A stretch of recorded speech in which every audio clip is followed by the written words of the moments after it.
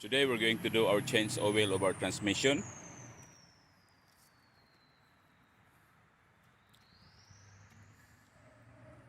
The oil is HCF-2. You need 4 quarts to do this. Let's get started. You see that plug, round yellow, HCF-2? That's the fill bulb of the transmission. We're going to remove that one.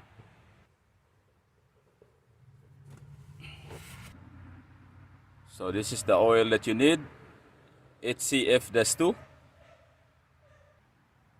You just need a 3/8 drive to loosen the plug of the transmission.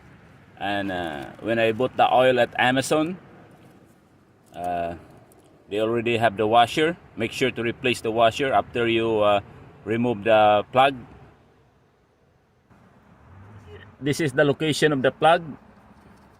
So I already loosened it. So it's not that hard. It's on the driver's side. I already removed the drain. Now it's draining.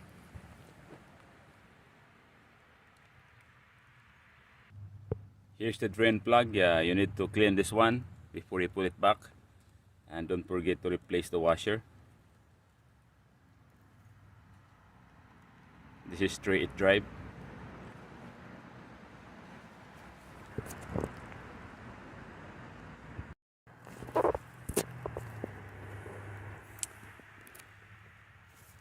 Now it's time to fill. I already put the panel.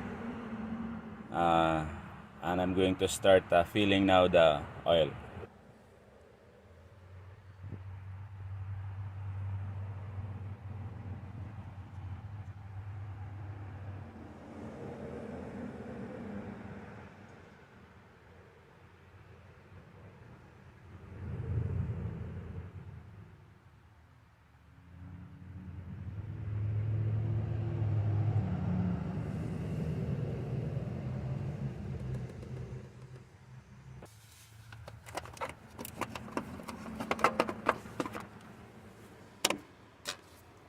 And put it back the plug. After that, we're going to start the engine.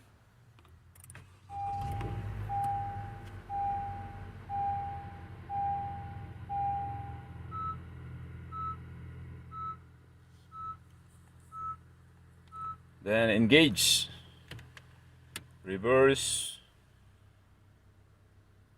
Make sure that the oil will flow to the gear.